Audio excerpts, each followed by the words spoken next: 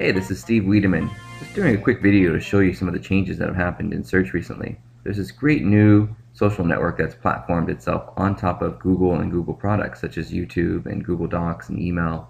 In fact, their whole privacy policy has changed based on the fact that they want this new social network of theirs to sort of take off.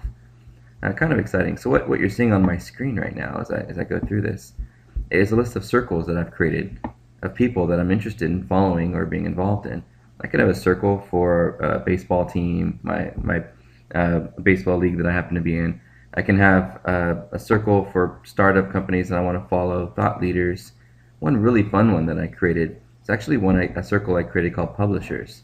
And unlike on Facebook, where you have to be approved to be able to follow someone, on Google Plus, you merely add them to your circle, and you're immediately, there's my screen giving me a hard time, and you're immediately connected to them. Now they can absolutely mute you. In other words, if you start communicating with them on their posts and their wall per se, they can actually click a button and mute you. So if you try to abuse it, if you try to be overwhelming to them, at some point, they can basically hide you from ever seeing you again. So it's best to really be careful when you are communicating. So what's great about this list, these are people who you can see that I've added that are editors of TechCrunch and Mashable and other major publications. You can see Pete Catchmore down here. So now when I go back to home, here's how this thing works. It's kind of neat. So I can go down and I can follow a circle. Let's just say celebrities. To me, Gary Vaynerchuk is a celebrity. He's been on TV and he's kind of a big deal in my world. And what's great is I can actually see what's going on with all these people. Let's keep going down. There's Selena Gomez. Kids love Selena Gomez. Lady Gaga. And here's her actually talking. It's her in a conversation with 115 comments. And so I can scroll down now in this little thread. Keep going down. And I can actually add a comment at the bottom of this very, very long thread full of comments. And there's a chance that Lady Gaga will actually see the comment, and she might even respond to it. Because there aren't that many people yet on Google Plus or using it or know how to use it. It's not rocket science, but you just have to dive in and start talking. I can add a comment right now, and all of Lady Gaga's fans and Lady Gaga would see what I say. If my comment is abusive, though, that it can be removed.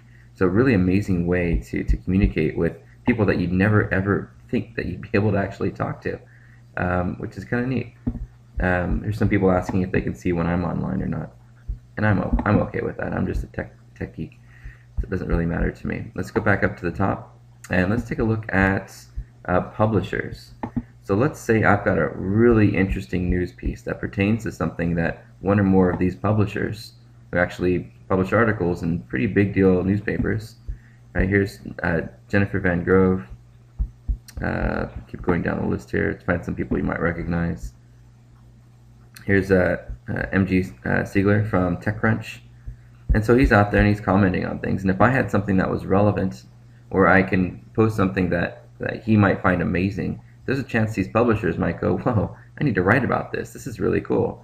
And I can have direct access to them now. Again, I don't want to abuse it, but it's really a great way that I can socialize with people and get in front of people that I would normally never be able to do. Really, really, really exciting. And there's some other things on here that are pretty awesome. I can actually do a video chat group, which is a kind of neat thing. They call it a hangout. And so you can do a little hangout, and basically, I think Barack Obama did one the other day. Before the Muppets movie came out, the Muppets did one. So it was a really interesting way to see how people are engaging and using the Google Plus platform. And because it resides on top of Google, whenever I go to Google now, as long as I'm logged into Google, right at the top, let's get rid of this guy. Right at the top, you'll see this little box telling me I have 9 notifications. I don't even have to go to, like, where you have to go to facebook.com, for example. I don't have to go to plus.google.com. I can interact with my social circles right here in the sidebar over here.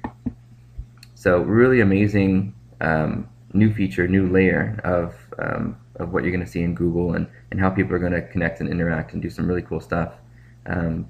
So let's take a look at what this is doing. Now we can go in and actually look at some metrics.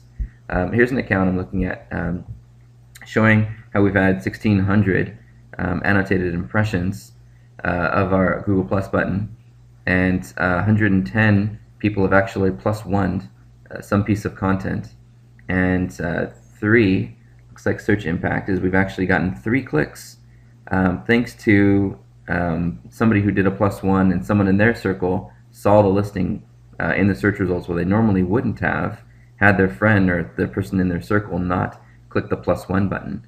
So as we watch more and more people move to this new search and social, I keep calling it a layer network. Basically, what's going to happen is more and more search results are going to be guided by the likes and possibly later dislikes of what your people in your circles are interested in. So if enough of your friends decide to remove a search result after not finding it relevant, there's a link in Google where you can click, don't show this listing again, sort of thing. There's enough of that behavior that I'm sure over time you're going to start seeing listings disappear that you might have seen in the past as well. So really fascinating to see how user behavior is going to be affecting what shows up in search. And there's just some more metrics here and kind of what we're seeing and where the changes are coming. So let's take a look at this particular account. We can go down and see Google Organic. I'm not seeing a whole lot of other updated just yet in terms of Google Plus and traffic, but we're definitely seeing shifts and changes in organic and paid search. Now that you can actually plus one a paid search ad, you can plus one a listing in natural search, which is pretty incredible. So we're hoping to see, watch and kind of see what happens and collect some data and learn more about the impacts of what Google Plus and Plus One are doing to search results. In the meantime, you can see that there's definitely a lot of ways that you can measure yourself by logging into your Google Analytics, logging into your Webmaster Tools, which was the tool I was in here a minute ago, and really find out some interesting facts about what's going on with the Google Plus platform and with search. My name is Steve Wiedemann, and on behalf of Digital Eye Media, thanks for watching. If you have any questions about Google Plus or search networks and social networking, anything at all, please feel free either to comment on this video or send us an email or visit digitaleyemedia.com. We'd be happy to chat with you about anything you'd like regarding search, social, or e-commerce, or anything internet marketing in general. Thanks for watching.